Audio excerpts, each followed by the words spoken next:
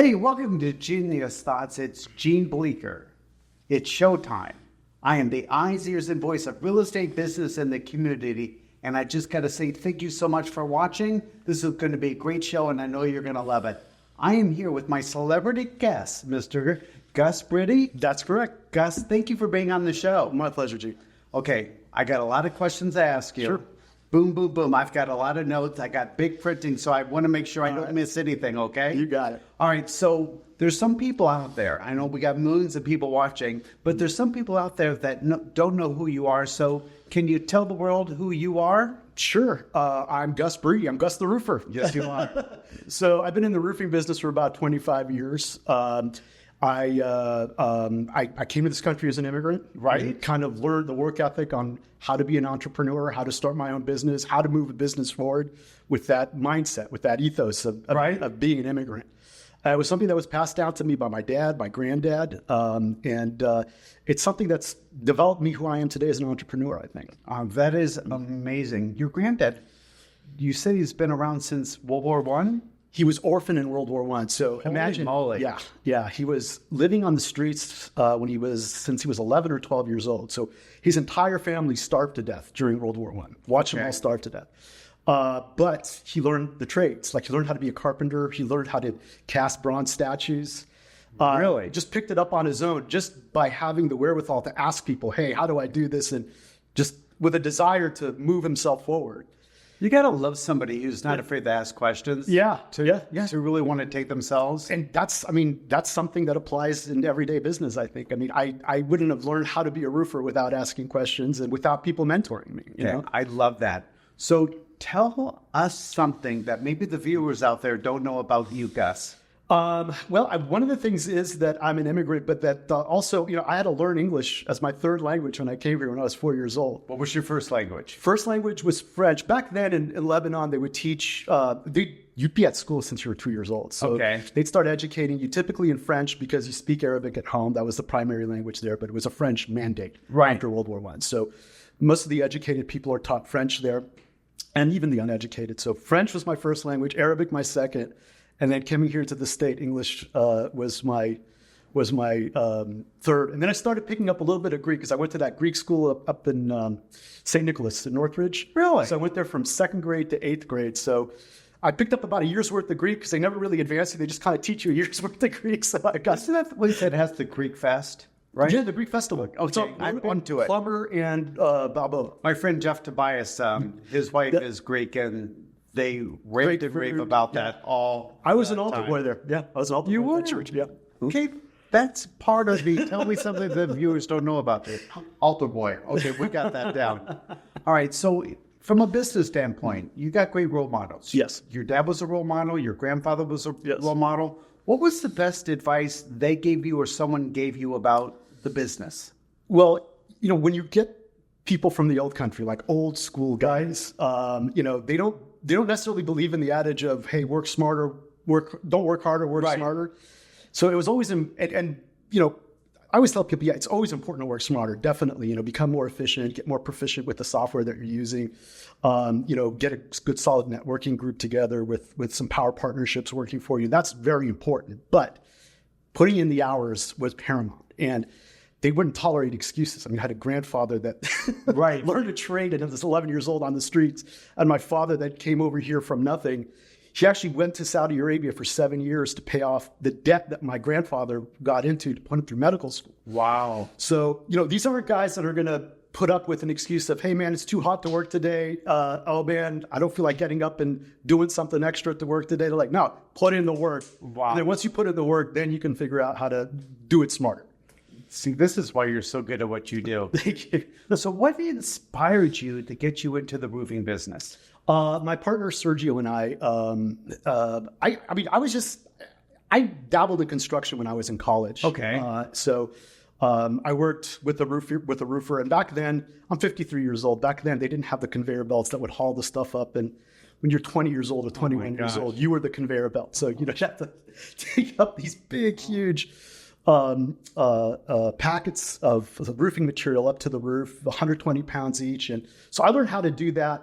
And I was kind of inspired by the process of, what construction was like. And I dabbled in doing some drywall and some other stuff. But fast forward to about 25 years ago or so, my friend Sergio and I, we went and started working for another company. I won't mention the name, but it's one of these companies that wasn't really into construction so much as it was into marketing and sales. Right. And we're starting to get the sales aspect of it going. And we're just looking around. I told Gio, I said, we're smarter than these guys. We work harder than these guys. Right. We care about an end product and client relationships more than these guys.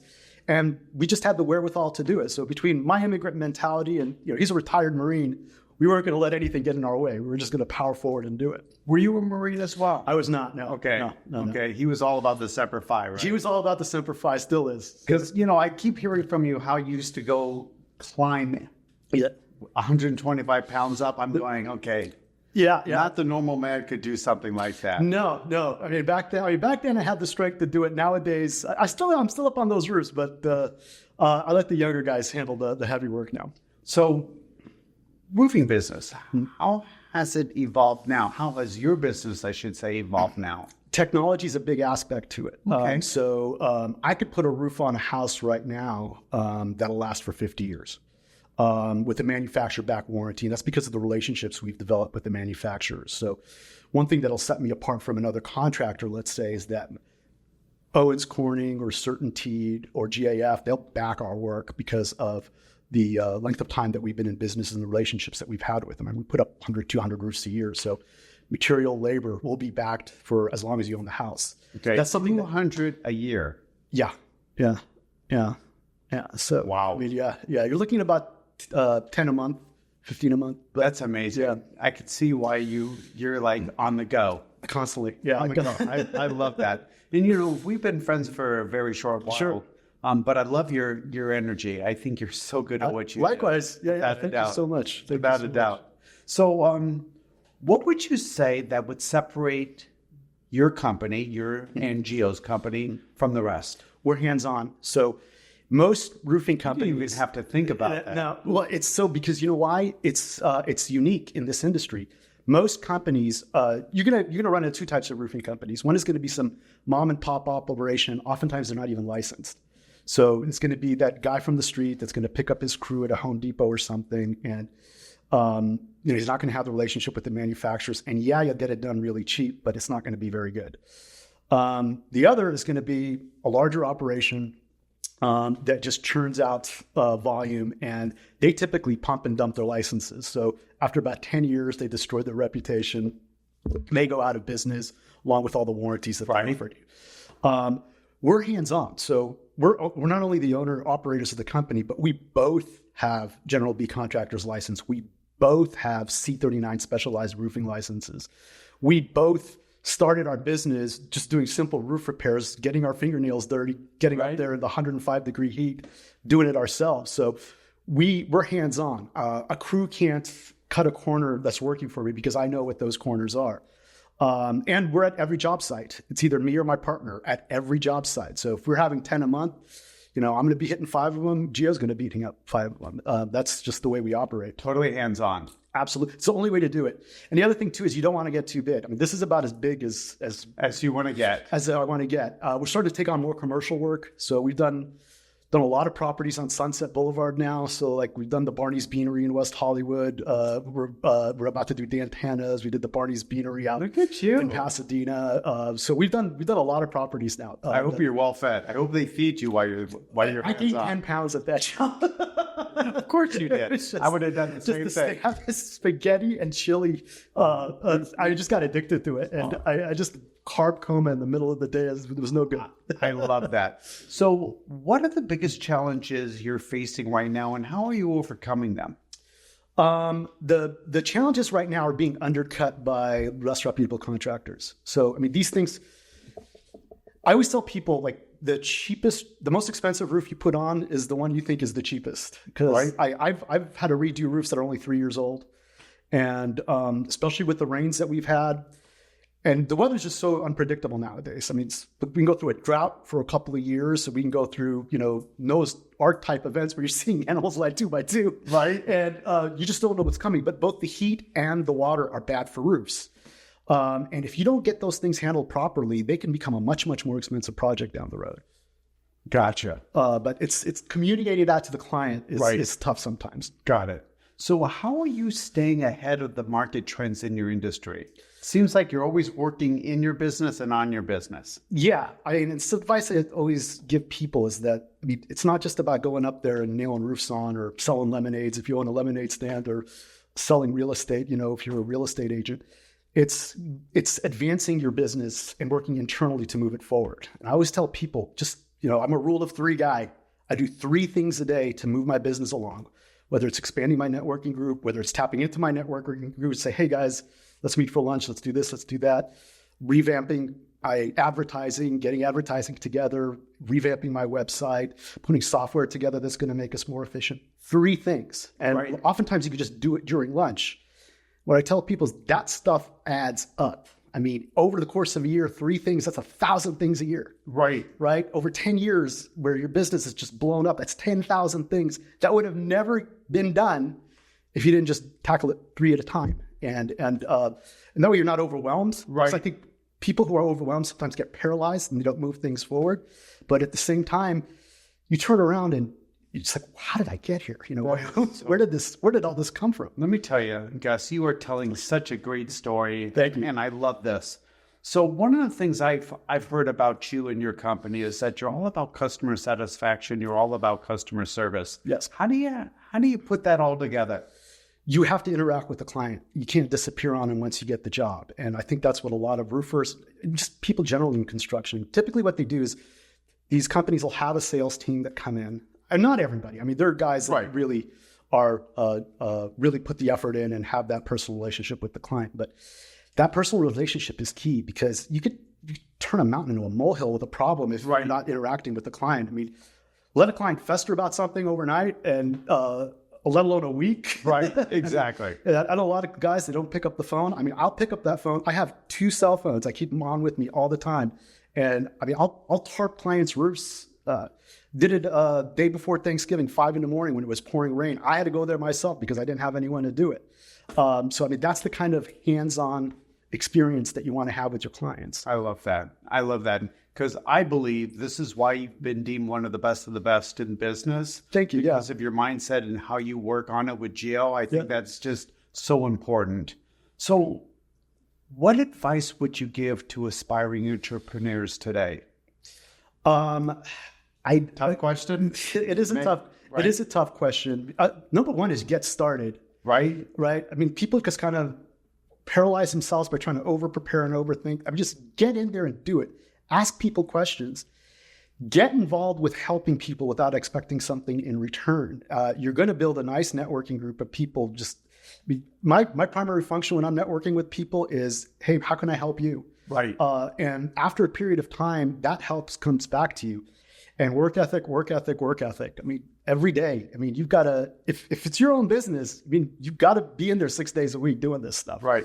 You've got to be attached to that phone. And you got to like what you're doing. I mean, that's the other part of it. I mean, you can't put this kind of energy and effort into something you hate doing. I get that. So my last question to you, my brother. Yes, sir. Are you ready for this? Yes, sir. I ask this to all my real estate friends, all my business friends, and I love to ask this question. What is the greatest... Oh, wait. I'm backing up for a second.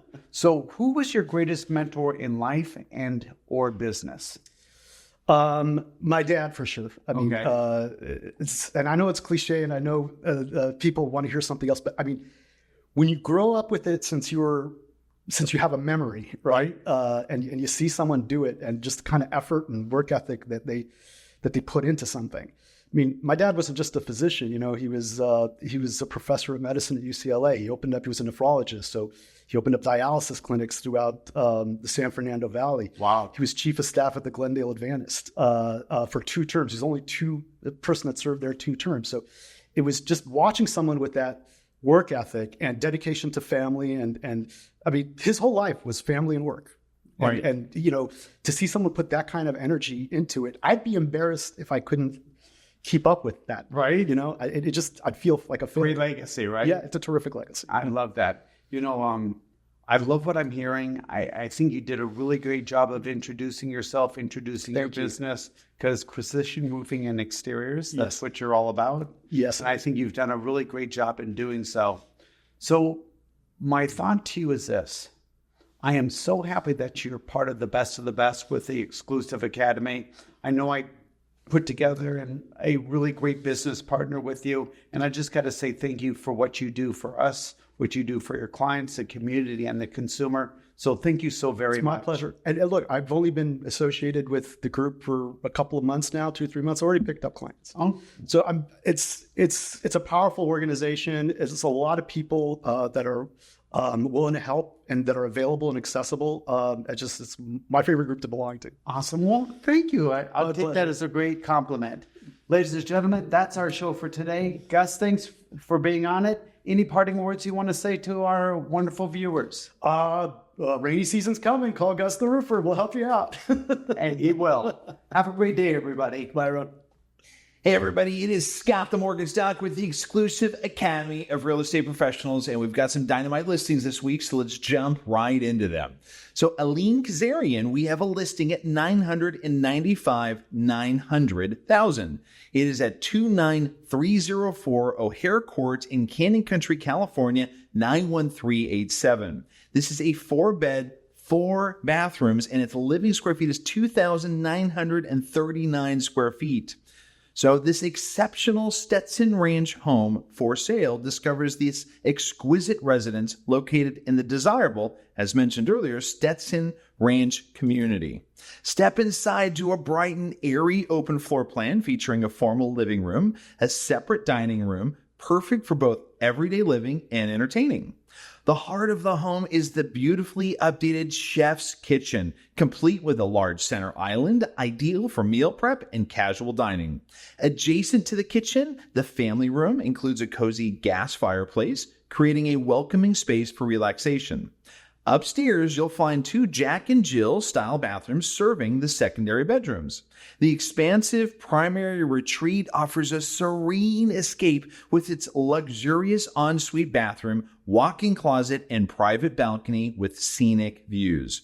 Beautiful. And we have Laura Dietz, and we have a listing at $415,000. This is at 37074 Daisy Street in Palmdale, California, 93550. This is a 3-bed, 2-bath. Living square feet on this one is 1,583 square feet. This single-story home offers 3 bedrooms and 2 bathrooms and a bonus room, plus a living room with a cozy fireplace. The property sits on a 7,458 square foot lot, providing ample space for outdoor activities. While the home needs some tender loving care, or TLC, it has great potential. Additional features include an attached garage, good-sized rooms, and a spacious yard. The location is convenient with close proximity to shopping, transportation, and freeways. This home is being sold as is, meaning there will be no repairs, warranties, credits, or guarantees. All right. Sonia Avila, we have a listing at $480,000. This is at 12351 Osborne Place, Apartment 3, Pacoima, California, 91331. This is a 2-bed, 1-bath. Living square feet on this one is 1,070 square feet. Discover this charming 2-story condo with 1,070 square feet of updated living space, nestled in a secure, gated community in Pacoima. Ideal for first-time homebuyers, this gem features a private 2-car garage and a cozy patio. Perfect for outdoor lounging. Inside, enjoy modern finishes like tile and laminate flooring, recessed lighting, and an elegant crown molding. Stay comfortable year-round with central AC and heating. The open floor plan includes a welcoming living room with decorative wall niches, adding character and style. The spacious dining area is perfect for gatherings and meals. Both bedrooms are bright and airy, with the added luxury of a private balcony off one room, offering a lovely street view. Beautiful listing. And we have Charlie Gonzalez with a listing at $299,870. And this is at 25900 Cherry Hill Drive in Boron, California, 93516. This is a 4-bed, 2-bath. Living square feet on this one is 2,033 square feet. Beautiful home in a planned community. Welcome to this tastefully remodeled property, ideally located close to Edwards Air Force Base. This spacious home features master craftsmanship and thoughtful updates throughout, making it a perfect for multi-generational living. One unique feature is a bedroom with a double-ended access and direct entry to the outside, adding both convenience and privacy. As you enter, you'll be greeted with an abundance of natural light. Creates a warm and inviting atmosphere, perfect for family gatherings. Step into the spacious family room, designed for hosting family get-togethers and entertaining guests. Moving through the home, you'll notice the large kitchen window that offers a picturesque view and a flood of natural light. Beautiful listings, and those are the shout outs to these wonderful listings this week with the exclusive Academy of Real Estate Professionals. Bye, everybody.